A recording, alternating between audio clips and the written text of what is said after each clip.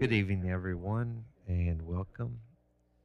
I have the great pleasure of interviewing my good friend and new local Memphis author, Linda Rudder. She's going to tell us about her first and most recent book, Vital Signs of Recovery. It was published in June of 2008, and it's a special piece of work. And right now, I'm going to turn it over to Linda and let her talk about it for us. How you doing tonight, Linda? Very well, thanks, Rob. So, go for it. Well, Vital Signs of Recovery is a actual passion work. I know that I know that I know that I am not my own. And God actually helped me deal with a great deal of myself in the journey through writing this book. He authored it, I believe, through me.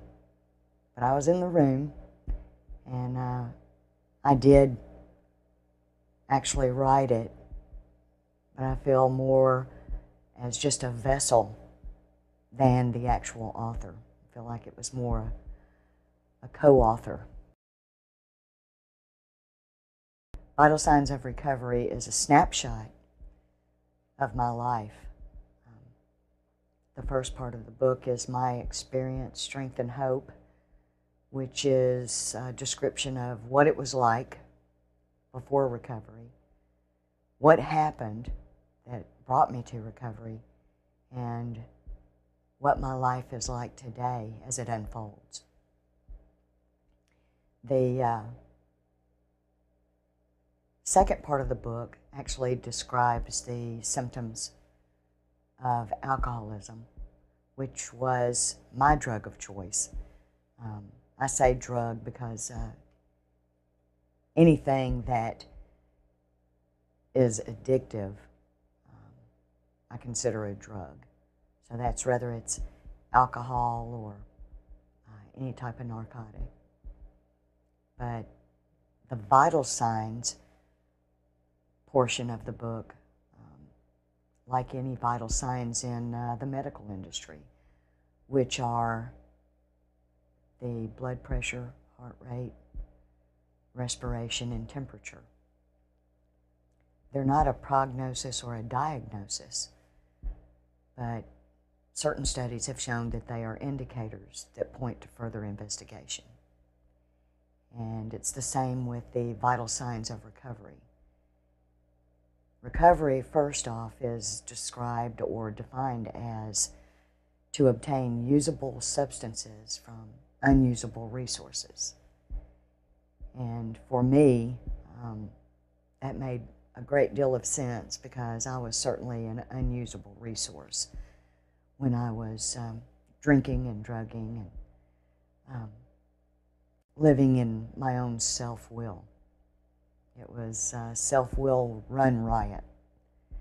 But the vital signs of the recovery process, as I know them, are our degree or capacity for willingness, acceptance, humility, and honesty. And those are the areas that I expand on in my book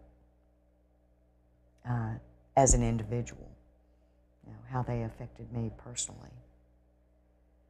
But it was when I say it was God-authored, I was in a pretty debilitating predicament when I got out of recovery. The sequestered life I was living in treatment extended from there. I had no car. I had no driver's license. So I had to continue my meetings, and I had to call and ask people to get me to those meetings. And it was difficult for me to reach out. I usually hibernated or isolated when I was drinking. And just because the drinking was no longer a prevalent part of my life, a lot of the issues that encouraged me to drink were still there and needed to be dealt with. Emotions were one of those things that I had never dealt with appropriately. Most people who go through an addictive situation in their lives, it stunts their emotional growth, and it takes a while before you deal with emotions appropriately. So one of the things that I had to change initially were people, places, and things. So the bars that I hung out at, I didn't go to anymore. The people that I hung out with, I didn't associate with anymore.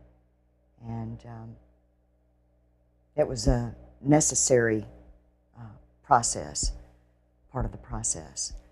But I just had to pray to be willing for probably the first year of recovery, to be willing to even do it, to stick with the program and learn those things about me that were really difficult to look at. Those things in my personality. And I had a lot of encouragement. There were a lot of people that the Lord put on my path to help me through this recovery process.